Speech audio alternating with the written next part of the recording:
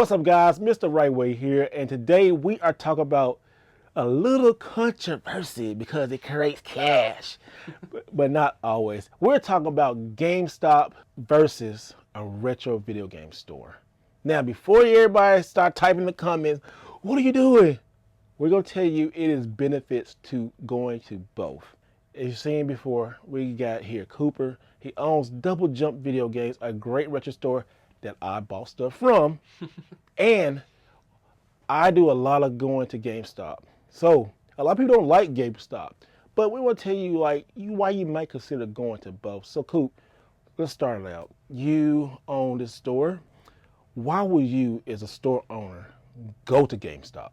Specifically, the reason that I go to GameStop, and I don't go super often, but I also don't go to other stores very often since I have my own now, but especially when I was collecting, like before I had the store, I was going to GameStop to I was like filling holes in the collection, especially for things like Wii U, GameCube, PS2, when they still carried those.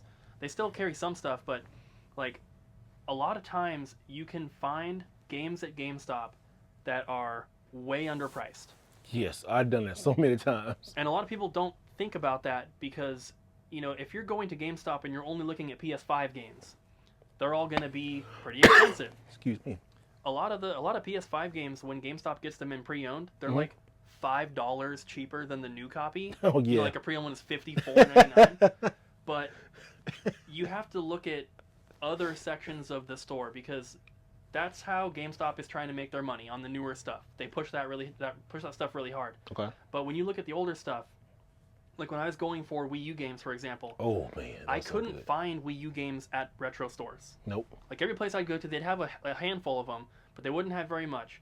I would hit up all the GameStops in my town, and I would every GameStop would have a decent section, and I was able to build most of the library of the Wii U games just from GameStop, and honestly, I don't think I spent more than like $20 on 90% of those games.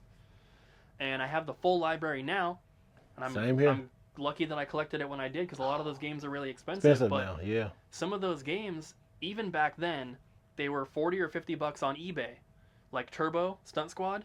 That was like a $40 or $50 game at the time. I found it at GameStop, and it was like $11.99. And remember, like the book of Unwritten Tales 2. Yep. I remember seeing that for like $4.99 in GameStop. And that game's like $100. But yeah. Nobody wanted that game. It's a shitty game. Yeah, but the reason that you can find stuff that's underpriced at GameStop is because they do not price their items based off of price charting or eBay or whatever it is. They price their stuff based on their own internal system. And that's their good. Own algorithm, whatever it is. And so sometimes that means that they have stuff overpriced, but a lot of times that means they have stuff underpriced as well. And GameStop, while they are a giant company, they're not big enough to influence the price of a game. No, they're not. So price charting, which goes off of eBay, it's going to show you a certain price, and sometimes GameStop is just way underneath that. It is, and it's great. Like I said, filling in your collection, you can find not hidden gems, but you can find like a game like Super Turbo Stunt Squad. If you find it now, it's still gonna have that price on it. It may be like $29 now. I have seen it happen before. Another thing, 3DS games, the store is closed now. Yo, if you see 3DS games, just pick them up. No matter what it is, pick it up. Just pick it up. Now, why it's good to go to a retro store like this? Say you go to GameStop and you find some games, but you want a really expensive game. Here, the trading credit here is amazing. The trading credit is so good. I promise you guys, the trading credit is always better at a retro store. Even half-price books. You see, they call them crooks this time. Say half-price books. Your trading credit is really great. Now, you don't have to give away your total secret of how you do trading credit, but it's really good. And another thing I didn't notice, this dude gave me extra like 5% on stuff I did last year. I traded some games in last year. I came in, you got an extra $6, $7. I was like, what? I didn't know that. That was crazy. I was like, what? So like, that was good. Thank you on that one. But yeah, talk about your trading credit, man. So I would say that overall, the trading credit at at most, like independently owned game stores, it's probably going to be better than GameStop. Yeah. There are definitely some exceptions though. There are certain games that GameStop will overprice the crap out of, and people still buy them because it's GameStop and they don't know anywhere else to buy video games. Yeah. But outside of that, outside of your Wii Sports and your Mario Karts and stuff like that, generally the trade-in prices are going to be a lot better at an independently owned store. Okay. And that's because we don't have 5,000 employees to pay. We don't have, you know, like 2,000 locations to pay bills for and all this stuff. We have a very good idea of what we can sell items for here, how quickly they're going to sell. We have our website where we can sell stuff as well, so we don't have to just rely on them selling in store. So we can essentially take a bigger risk than GameStop can when buying something. And also too, you have like retro games. Like right now, Nintendo is hot. Like 64, GameCube. 64 and GameCube are It's hot. probably the top two right now. What is creeping up so far? What's about to start to creep? Do you think the 3DS is about to creep up? 3DS definitely. It's always kind of been uncommon, so It's been weird. 3DS has been But- really weird. now that they've closed the eShop, and like GameStop is honestly carrying less and less 3DS stuff. Yeah, You I know. You can't find 3DS games anymore at And Wii Walmart U. or Target. Yeah, as it gets older, GameStop phases it out. Gets a little harder to find. That drives the prices up.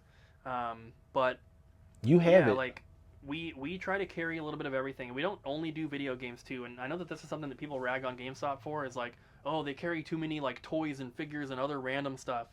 And honestly, in my opinion, GameStop should have been doing that from the beginning. Because if they were, not only would people not be complaining about it now, Yeah. because people see it as like a sign that they're kind of failing, Yeah. so they have to try other stuff. We have always carried other stuff. How do you do on that? Because I'm not a plushy guy. I think it looks pretty cool, but I heard that was a really big market. Yeah, the plush stuff sells incredibly well, especially Pokemon ones. We also do toys, we do movies, we do Pokemon cards, Oh, wow. and some other like collectibles and figures and statues and all that kind of stuff. And we've done that from the beginning. Okay. And because I've always wanted to have, you know, it's a video game store first and foremost, but I like having the other stuff available because when people come in, you know, people come in like a group, you know, maybe one of them is a collector, but they have two friends with them that they like video games, but they're not collectors, but you know, they still enjoy hanging out with their friend and going along. That person might see something in our store that's not video game related, but they're like, I want that. And it helps to make other sales like that. So the plushies, you know, keychains, stuff like that. To some people, it's like worthless crap. Like, I don't want to see that at a store. But honestly, it's extremely helpful for the store. And GameStop should have been doing that from the beginning. And they've always had little things here and there, but now it kind of seems like when you go into a GameStop, half the store Yeah. is cases of games, and then half the store is like other stuff. And it's on clearance. Yeah. And but yeah, like going back to the trade-in thing, because I know how well, basically I can tell how well something's going to sell when we're buying it, right? You know, myself and all my staff are all trained very well in like looking at condition and testing things, cleaning things, all that. And, you know, not to like rag on GameStop, but their employees don't get the level of training that an independent store will give to its employees. That's another thing. Better customer service at a retro video game store. I have seen and saw so many horror stories about people at GameStop just not caring. They don't know anything about the game. They just got a job. Like I know a lot of you guys walked in part of GameStop and asked them for like a game on a certain system, and they said we don't have that, and it's sitting like right there. Yeah. It's, Customer service is definitely one of those big areas where there's going to be a difference. I just got mad all over again. Like, if somebody applies to work at my store and we go through an interview, we do all this stuff, if I can tell that they're just looking for a job, they're not going to work here. Okay. But that person might get hired at GameStop. Yeah. You know what I mean? Like, to us, we're not just looking for someone to run a cash register, which is essentially what you do at GameStop. Yeah. GameStop's inventory system tells their cashier exactly what to pay for something, tells them exactly what to price it at. If it needs repair or anything like that, they have a set fee. But for us, and it goes back to like the training thing as well, like all of my employees have the knowledge and the skill set to evaluate a game based on its condition, based on what is included with it. You know, if it's missing a manual, that's going to affect it. At GameStop, that doesn't change the price at all. No, it doesn't. And every single one of my employees has the discretion to price a game.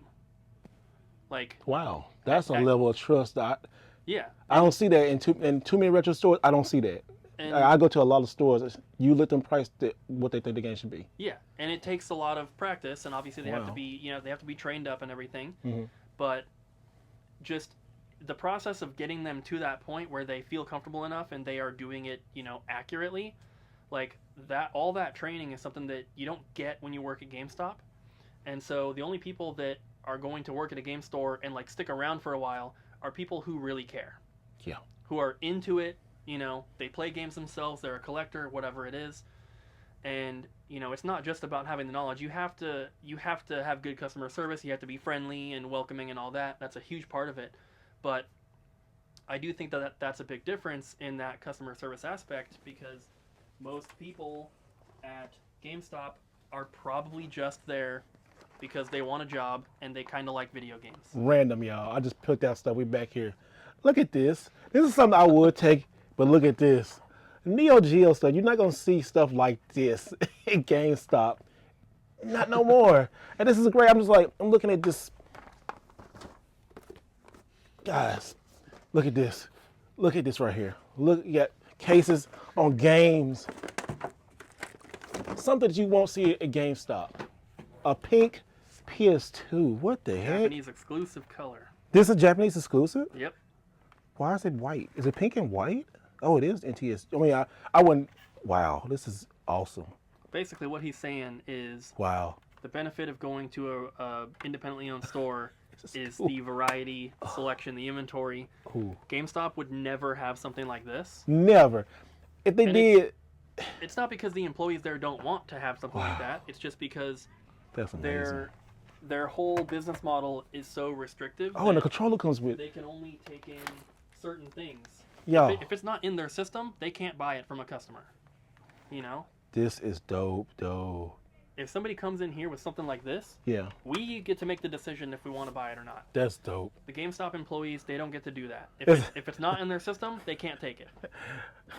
I'm avoiding not trying to get that, but I'm just seeing stuff down here. If y'all saw what's back here, it will blow you guys' mind. It's so amazing stuff like this. That's why I like it's. And what I like to say is it's a benefit to going to both, but know where you're going. Like GameStop is more casual. That's why a lot of us collectors complain, because we do want a different level of service. And you being a collector and a business owner, and also, you know, just going to GameStop a lot of times, you know what to do, so you have the benefit.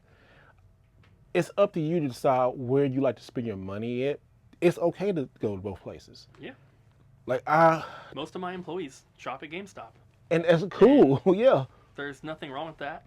You know? It's not like, you better not go to GameStop, I'm gonna fire you. No. It's just like what he said though, like you have to kind of know what to expect. You gotta know what's And there are benefits to shopping at GameStop that we can't provide. A lot of times they do like their trade-in bonuses where they're taking in games like Wii Sports or Mario Kart Wii or something like that. And they give you double. They're offering like some crazy price that we cannot pay, because they will sell Mario Kart Wii for $50. Yeah. So if they're doing some sort of bonus, they might be able to pay you up to $35 in some cases, but we don't even sell the game for that much. You know? Yeah. The game might be cheaper to buy from us, but that sometimes means that we have to pay less for it as well. Yeah. So there are certain games that you're always going to get more if you sell it to GameStop, especially if they're doing like a trade-in bonus. But the other side of that is that they sell it for more. Here's a question. The good old GameStop warranty. Do you guys offer warranties on your games? And we have a free warranty that Okay. it comes with everything basically. It's not as extensive as like the 1 year thing, GameStop thing. and you don't push it. Do you also push magazines on people? No, the only thing that we have, which he mentioned at the very beginning, but he didn't know about, was we have a free membership. It's literally free. When you come into the store, we just get your name and your phone number, and you automatically get 5% back in store credit for every dollar you spend. It's free. And the reason that it's free, because you could say, like, well, why do you even do it? You're just basically giving people 5% off for no reason. Mm-hmm. But it helped. But that is pretty much the reason. We do it, and it's free because I wanted it to be free. That's Because good. as a collector, I'd go to GameStop, and I like when I was collecting before opening the store, because I was full time selling on eBay and Amazon. I was going out every day just to work. I was going to Goodwill and everything. I would stop at GameStop and other stores like multiple times a week. I got so tired of them trying to ask me if I want to re-up my membership or sign up for this or whatever. You gotta stop. Like, hey, bro, hold on. Ask for the protection on every single thing. I know, like, and everything like that from GameStop comes with a charge. Comes with it's an upsell, and not that I hate it because I know that the employees are just doing their job. I hate it. It's like, hold on. It is annoying. Hold on. This. I don't need your protected plan. I got the digital magazine. I don't need anything else. Just put my number in. Let me get stuff. Yeah. And then they look so defeated. Like, well, because I think they get some sort of bonus if they get enough people to sign up and stuff like that. Yeah, they do. Because I worked at GameStop before. You get a bonus. Yeah, but I never liked that. I didn't either. So when I opened my store, I was like, our inventory system gives us the option to do something like that. So I was like, let's just do it, and it'll be free. That's awesome. And you helping out the community. Yeah, and in a way it does benefit us because, it's only 5%. It's not a huge amount, but people do know that they get that when they shop here. So I know now. I think, and I can't say for sure, but there's probably been an instance where someone's like, oh, I'm going to buy that game from Double Jump because I'll get the 5% back. Yeah. You know what I mean? That's good. Because we sell a lot of new games as well. We take pre-orders. So oh, yeah, y'all do take new games too. That's another thing. So you can come in here and buy Tears of the Kingdom when it comes out, day one, and you'll get 5% back in store credit, which you could put towards another game, controller, a keychain, whatever you want.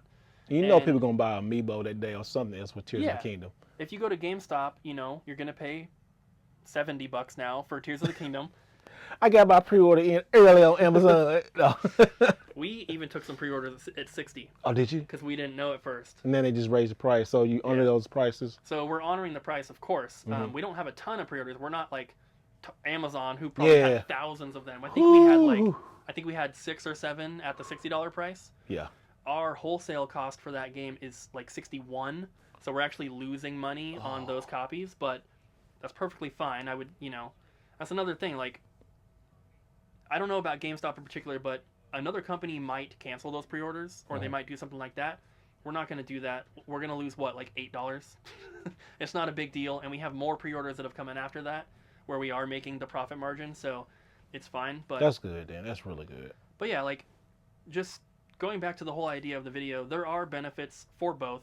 There's obviously going to be negatives for both as well.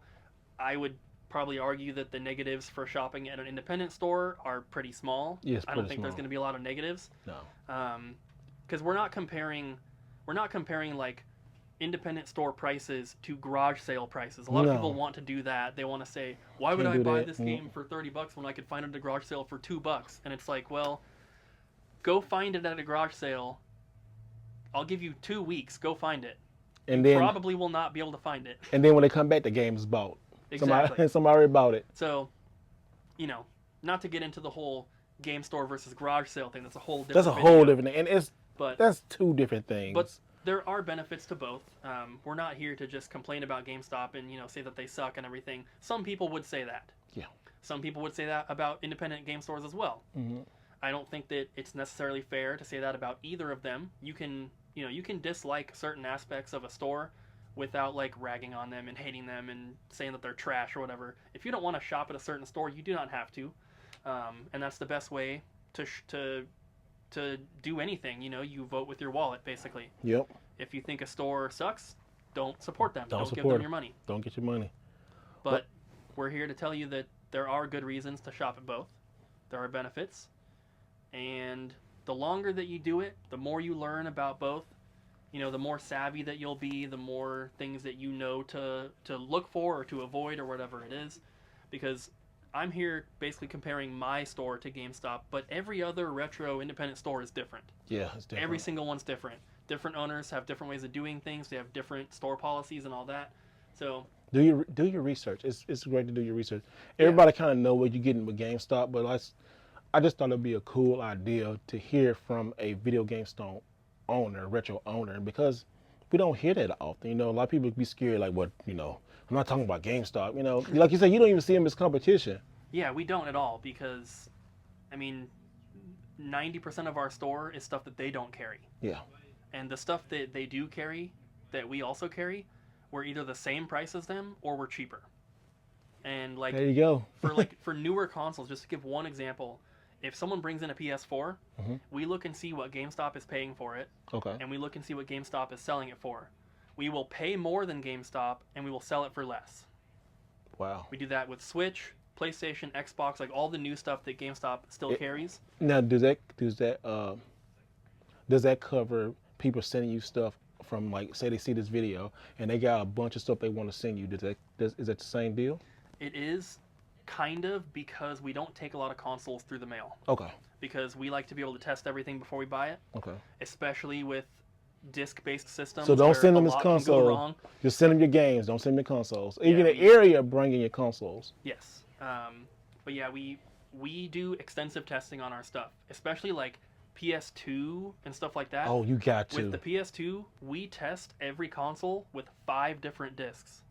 PS1, PS2 Blue, PS2 Silver, DVDs, and the dual layer disc like God of War 2.